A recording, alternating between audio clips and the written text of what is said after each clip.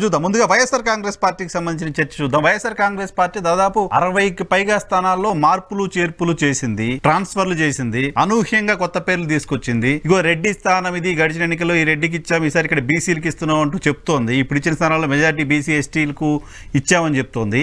So ఇప్పటి వరకు జరిగిన ఈ 6 లిస్టులు చూసిన తర్వాత మీకేమనిపించింది? వైఎస్ఆర్ కాంగ్రెస్ పార్టీకి సంబంధించిన ఈ మార్పులు చేర్పులపైన మీ అభిప్రాయం ఏంటి? I think it doesn't work out anyway. ఎందుకంటే మార్చాల్సింది ముఖ్యమంత్రిని, మార్చాల్సింది ప్రభుత్వ పరిపాలన కానీ వ్యక్తులను కాదు. ఎందుకంటే వ్యక్తుల మీద ఇక్కడ అగ్నెస్ట్ లేదు నరసింహరావు గారు. ఆంధ్రప్రదేశ్ రాష్ట్రంలో వ్యక్తుల మీద అగ్నెస్ట్ లేదు. ఎందుకంటే ప్రభుత్వం మీద అగ్నెస్ట్ ఉంది. అంటే to be frankly speaks, Jaganmohan Reddy గారు ఏ ఎమ్మెల్యేని పరిపాలించనివ్వాల. ఇప్పుడు ఒక ఎమ్మెల్యే మీద ఒక కాన్స్టిట్యున్సీ లో ఎగ్నెస్ట్ ఎప్పుడు వస్తుంది? అతను పరిపాలన చేస్తే ఎగ్నెస్ట్ వస్తుంది, అతను పనులు చేస్తే ఎగ్నెస్ట్ వస్తుంది, పనులు చేయకపోతే ఎగ్నెస్ట్ వస్తుంది. అసలు ఎమ్మెల్యే పాత్ర నామమాత్రంగా ఉన్నప్పుడు ఎగ్నెస్ట్ ఎందుకు వస్తుంది?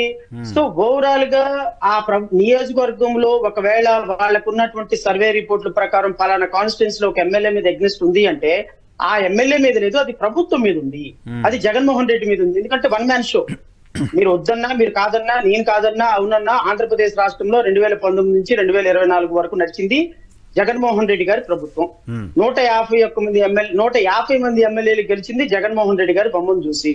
పరిపాలించింది ఆయన, ప్రజా పరిపాలన చేసింది ఆయన, సంక్షేమ కార్యక్రమాలు డైరెక్ట్ బెనిఫిట్ స్కీమ్ ద్వారా ప్రజలకు పంచింది ఆయన.